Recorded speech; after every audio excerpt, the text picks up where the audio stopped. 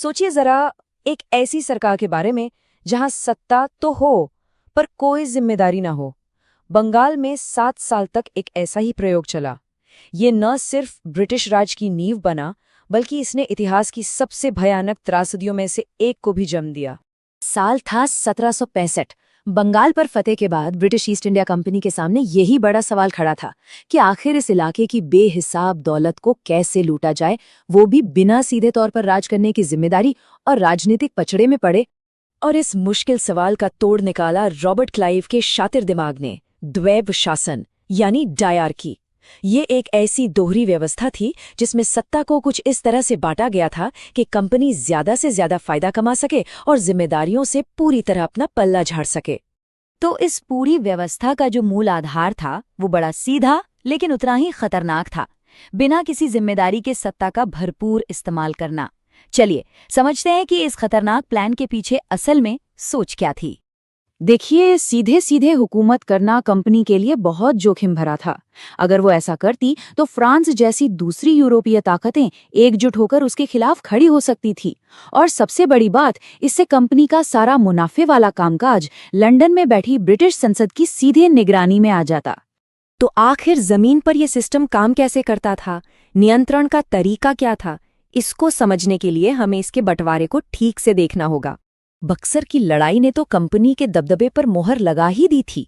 उसके ठीक बाद हुई इलाहाबाद की संधि। ये वो कानूनी दस्तावेज था जिसने बंगाल के प्रशासन का एक ऐसा अनोखा बंटवारा किया जैसा पहले कभी किसी ने नहीं देखा था। और इस व्यवस्था का असली खेल यहीं छिपा है। कंपनी ने अपने पास रखी दीवानी यानी सारा पैसा, टैक्स वसूलने का अधिकार और पूरा फौजी कंट्रोल, और नवाब को दी निजामत यानी कानून व्यवस्था देखो, प्रशासन चलाओ। लेकिन मजे की बात ये कि नवाब के पास न तो पैसा था, न ही सेना पर कोई कंट्रोल। सीधी सीधी बात ये थी कि अधिकार और जिम्मेदारी को पूरी तरह से अलग कर दिया गया। एक ऐसी सिचुएशन बना दी गई जो ज्यादा दिन चल ही नहीं सकती थी। कंपनी जो चाहे वो करे, कोई रोक टोक नहीं, और अगर कुछ भी गलत हो तो बलि का बकरा बनाने के लिए नवाब तो था ही। जब कोई सिस्टम बनाया ही सिर्फ लूटने के लिए हो, बिना किसी जवाबदेही के, तो उसका आर्थिक नतीजा तो विनाशकारी ही होगा। इतिहास में इसी दौर को महान लूट का दौर कहा गया है। असल में मकसद शासन करना था ही नहीं, मकसद था लूटना। जमीन का लगान उन लोगों को नीलाम किया जाने लगा जो सबसे ज्यादा बोली लगाते थे, जिससे किसानों का खून चूसा गया।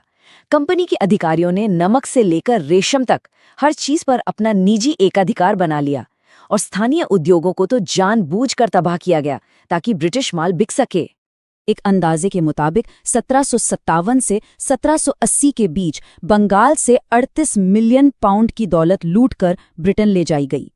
उस जमाने के हिसाब से ये एक इतनी बड़ी रकम थी जिसने ब्रिटेन की औद्योगिक क्रांति को तो रफ्तार दी, लेकिन बंगाल की अर्थव्यवस्था को पूरी तरह से खोखला कर दिया। इसका जो इंसानी पहलू है वो तो और भी भयानक है। रेशम के कारीगरों की हालत इतनी खराब हो गई थी, उनकी हताशा इस हद तक पहुंच गई थी कि कई बुनकरों ने कंपनी के लिए गुलामी जैसी शर्तों पर काम करने से बचने के लिए अपने अंगूठे तक काट लिए। देखते ही देखते सदियों से चले आ रहे पूरे के पूरे उद्योग बर्बाद हो गए। शोषण पर टिकी ये जो व्यवस्था थी, अब इसका सामना अपनी सबसे बड़ी परीक्षा से होने वाला था। एक ऐसी परीक्षा जो इसकी अमानवीयता को सबसे दर्दनाक तरीके से दुनिया के सामने लाने वाली थी। 1770 का भयानक अकाल। इस संकट की शुरुआत सूखे से हुई, लेकिन इसे एक भयानक तबाही में बदलने का काम दोहरे शासन की नीतियों ने किया। एक तरफ लोग भूखे मर रहे थे, दूसरी तरफ कंपनी अपनी फौज के लिए अनाज जमा करती रही। और इतना ही नहीं, भूखे किसानों पर लगान और बढ़ा दिया गया, क्योंकि कंपनी के लिए इंसानी जिंदगी से ज्यादा कीमती उसका मुनाफा था। और नतीजा एक ऐसी तबाही थी जिसकी आज हम कल्पना भी नहीं कर सकते। ऐसा अनुमान है कि बंगाल की लगभग 1/3 आबादी यानी करीब 1 करोड़ लोग भूख और बीमारी से मारे गए। और सबसे क्रूर बात यह थी कि जहां लाखों लोग मर रहे थे, कंपनी ने मदद करना तो दूर की बात है, अपना मुनाफा बनाए रखने के लिए टैक्स वसूली और भी ज्यादा तेज कर दी।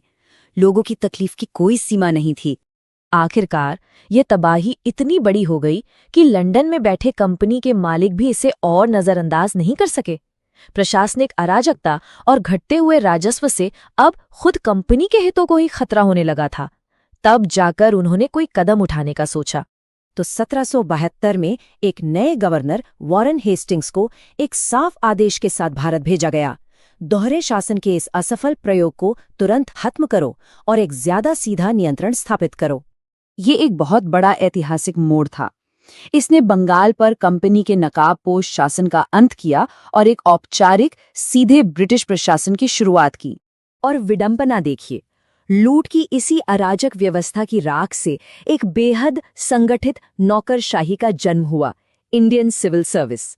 वो स्टील फ्रेम जो अगले 200 सालों तक भारत पर शासन करने वाला था। और ये हमें आखिरी सवाल पर लाता है, क्या ये सच में कोई सुधार था?